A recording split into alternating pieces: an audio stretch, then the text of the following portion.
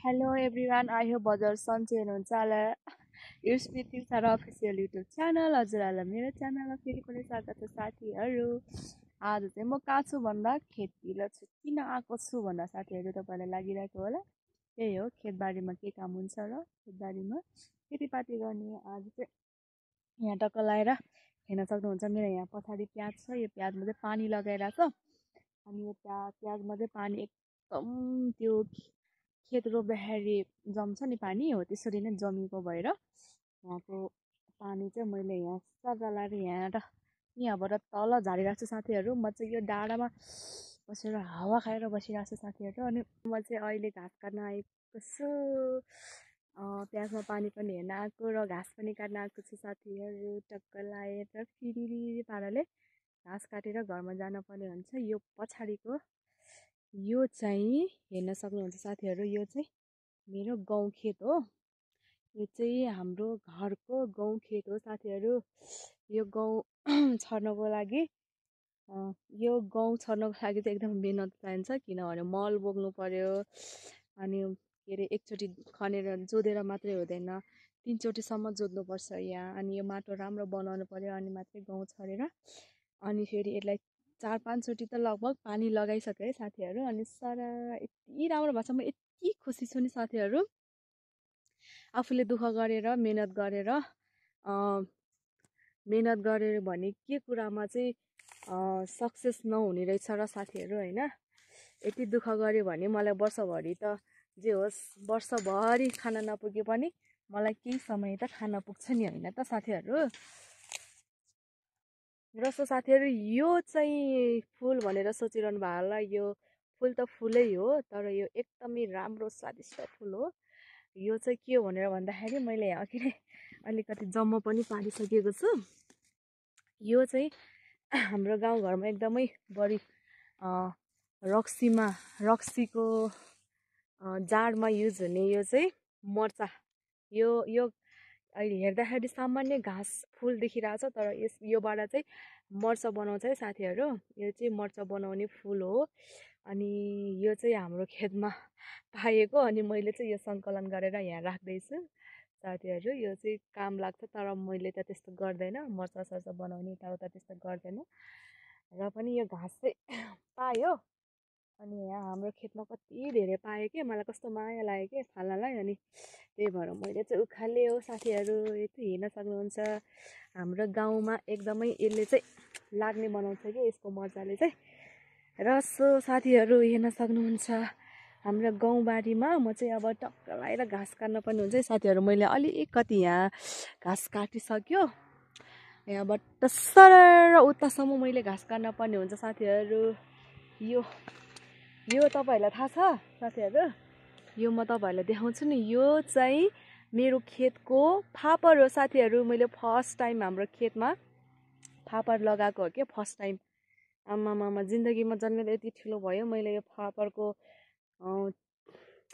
यो फापर यसरी छरेर यतिको हुन्छ भनेर मैले सोचेको थिएन क्या साथीहरू। यो फापर मेरो यस्तो राम्रो भएको छ हेर्न सक्नुहुन्छ यहाँ। यो चाहिँ यहाँ पाक्दै गएको अवस्था, यो लगभग यो रेडीमा 100मा अब कति 80% चाहिँ यो लगभग पाकिसक्यो है साथीहरू। 100मा 80% पाकिसक्यो, 20% पाक्न बाँकी छ साथीहरू होइन। यो के अरे के भन्नु नामै बिर्स्यो झन्, फापर। अनि र साथीहरू फापर म यसपालि एकदमै खुसी छ क्या। मैले प्याज लगाएको छु, मेरो खेतमा सबै छ क्या साथीहरू। प्याज छ, गहुँ छ, जौँ छ, फापर छ र मकै पनि रोपेको छ साथीहरू। योभन्दा तलतिर मकै चाहिँ मेरो अलि हल्का 1-2 हप्ता त्यस्तैमा कति दिनमा गोड्न हुन्छ त्यो चाहिँ थाहा भएन, तर जे होस् मकै गोड्ने अवस्था पनि भइसक्यो मेरो साथीहरू। र लसुन लगाएको छ मैले चाहिँ लगभग मेरो खेत चाहिँ एउटा पनि बाँझो नराखिकन यसपालि मैले खेती गरेको छु क्या साथीहरू। र म घाँस काट्छु अब चाहिँ ट्याक्क लाएर। अहिले चाहिँ हेर्न सक्नुहुन्छ मेरो घाँस चाहिँ यति आधी हुन लाग्यो साथीहरू। हिजो त खासै धेरै घाँस पाउँदैन नि त, अनि अलिकति भए पनि आधी पनि भयो। म यो माथि नै जौँ घाँस काटेर लान्छु, यो गरको ट्याक्क लगाएर यहाँतिरको। र साथीहरू उता पर देख्न सक्नुहुन्छ मेरो चाहिँ आँपको बोट छ कस्तो फुल फुलिरहेको छ कि कस्तो मिठो हुन्छ कि यस्तो ठुल्ठुलो हुन्छ यो आँप अनि कस्तो गुलियो हुन्छ कि आँप अलिक नजिक गरी देखाउन पाइनँ साथीहरू हेर्न सक्नुहुन्छ उता के त्यहाँ उता बिचको अनि कस्तो ठुल्ठुलो हुन्छ क्या आँप अनि यो आँप चाहिँ फेरि मेरो कस्तो छ भन्दाखेरि त्यो पाक्नै नपाइकन बच्चाहरूले धेरै अग्लो छैन बोट अनि बच्चाहरू जाने टिप्ने अनि बच्चाहरूले खाएरै सकिन्छ मेरो आँपको बोट चाहिँ ल हेर्नु विडम्बना त्यही छ तर कति मिठो हुन्छ नि त्यही भएर बच्चाहरूले सथा पाएर मेरो आँप चाहिँ सबै चोरेर खान्छ हो साथीहरू सरर गाउँ खेत उताबाट म यता सरर अलिकति घाँस बोकेर आएँ मसिनो घाँससँग पराल मिसाएर दिने हो कि भैँसीलाई तपाईँहरूलाई मैले तोरीबारीमा सो साथीहरू मैले तपाईँहरूलाई तोरीबारीमा तोरी खेतमा लिएर आएको छु अहिले चाहिँ हेर्न सक्नुहुन्छ सरर लाएर थिङ साराको चाहिँ एकदमै मेहनत बढी छ गाउँमा होइन साथीहरू एकदमै मेहनत गऱ्यो भने आफूले दुःख परिश्रम गऱ्यो भने मेहनतको फल पाउँछ जे कुरामा पनि तपाईँले जुन काममा पनि मेहनत गऱ्यो भने चाहिँ मेहनतको फल पाउँछ है साथीहरू सो मेरो चाहिँ यहाँ टक्क लाएर तोरी चाहिँ लगभग मेरो तोरी चाहिँ लगभग पाक्न लागिसक्यो अलि दिनमा यो रेडी हुन्छ पाक्छ तपाईँहरूको त तोरी पाकिसकेको छ त किन ननिकाल्नु भएको तोरी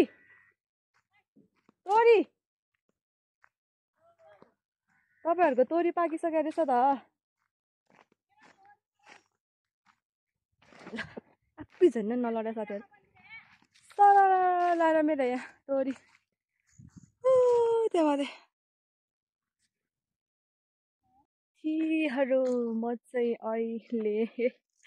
अहिले चाहिँ म कहाँ छु भनेर भन्दाखेरि यहाँ के अरे यो आलु खन्न आएको टक्क लाएर यो आलु बारीमा आलु चोर्न आएको भन्न नमिले यो आलु चाहिँ मेरै है साथीहरू मैले नै रोपेको आलु हो यो आलु चाहिँ मैले हाम्रो हजुरआमाको ममसाइली भन्छ हामीले हाम्रो आफ्नै हजुरआमाको खेतमा रोपेको आलु हो सो साथीहरू मेरो खेतमा चाहिँ अलि धेरै बाँदर आउँछ नि त अनि यहाँ बाँदर अलिक कम लाग्छ यो बिचमा छ यो गरा अनि त्यही भएर मैले चाहिँ सरर हेर्न सक्नुहुन्छ यो बिचमा यो गरामा चाहिँ मैले आलु लगाएको छु ल सो साथीहरू हेर्न सक्नुहुन्छ म अब यहाँ टक्क लाएर यो एउटा बुट्टा उखाल्छु कति फलेछ त है त मेरो आलु म के हो आलु त फलेकै छैन क्या हो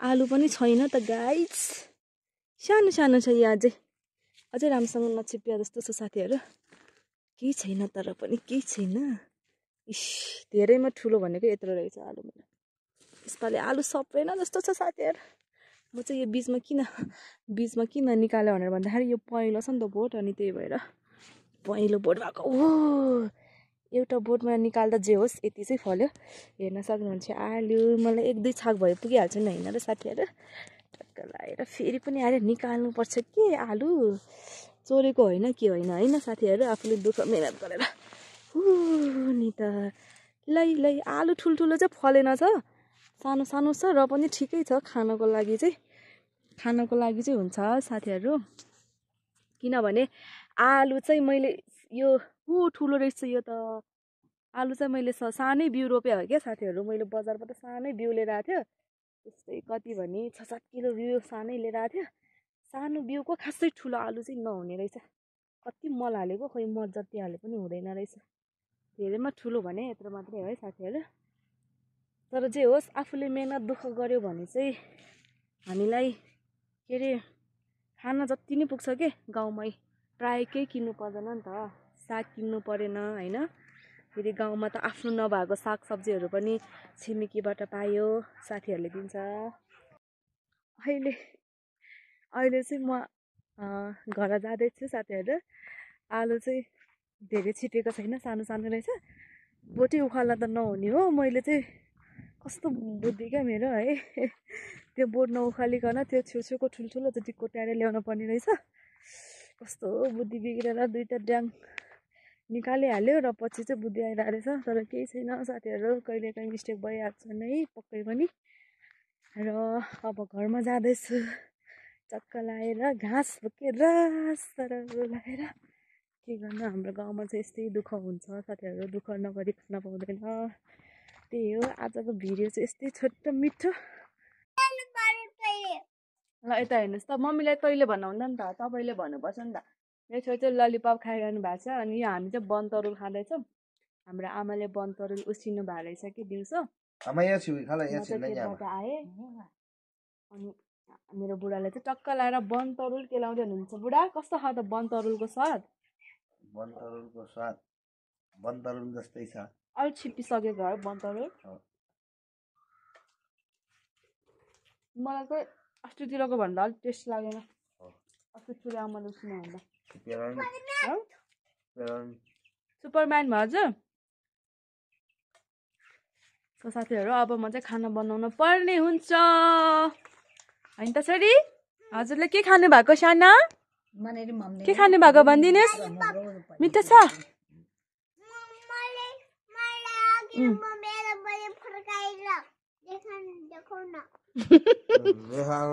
मेरो छोरीलाई चाहिँ यहाँ भिडियो बनाएको यता फर्काएर देखाउनु न अरे क्यामेरा चाहिँ उसलाई अगाडि फर्काउनु पर्यो अरे लेसो साथीहरू अहिलेको बच्चाहरू कस्तो दिमाग त खतरा चलाउने हो क्या भर्खर 3 वर्ष भयो कस्तो खालको बनतरुल भनिदिनु त घरको जानहरू मेरो साथीहरूलाई कस्तो छ त आमा